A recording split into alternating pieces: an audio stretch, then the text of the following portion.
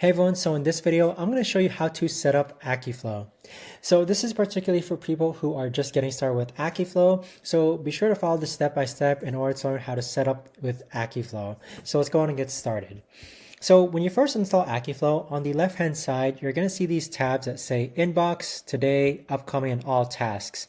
So usually what people's goals are to actually go ahead and reach inbox 0 is what they call it. So inbox is basically things that need to be categorized / done. Now, if you click on the Today tab, you're going to see tasks that are overdue and tasks that are done and tasks that need to be done. Upcoming is going to show all your upcoming tasks today and tomorrow.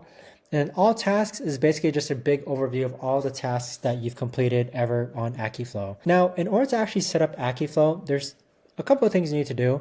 The first thing I always do is set up projects. So I only use Akiflow for actually personal reasons. So the way I actually have this set up is that I have Akiflow for one-time tasks, and then I have Akiflow for routines. So routines are like recurring tasks are basically what I term them. And then I have tasks for a grocery list, and then tasks for one-time projects, which is acquiring a wheelchair for my sister. And then I have tasks as a wish list. So wish lists are things that I kind of want to buy in the future.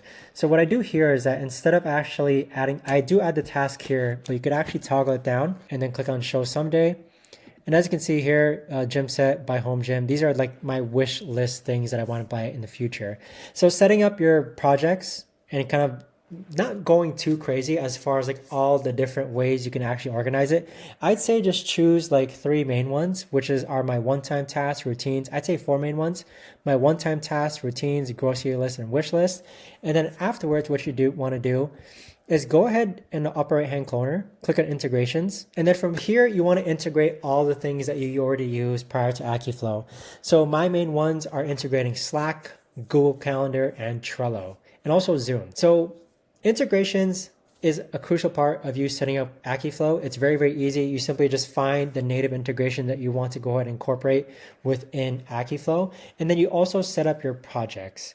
So once you actually have mainly, I'd say, your Google Calendar or Apple Calendar connected, if you go ahead and go back, you could actually click on this calendar settings button, and you could actually go ahead and toggle between calendars. So I can turn off my wife's calendar. I can turn off my ideal calendar. I can only show my blue calendar.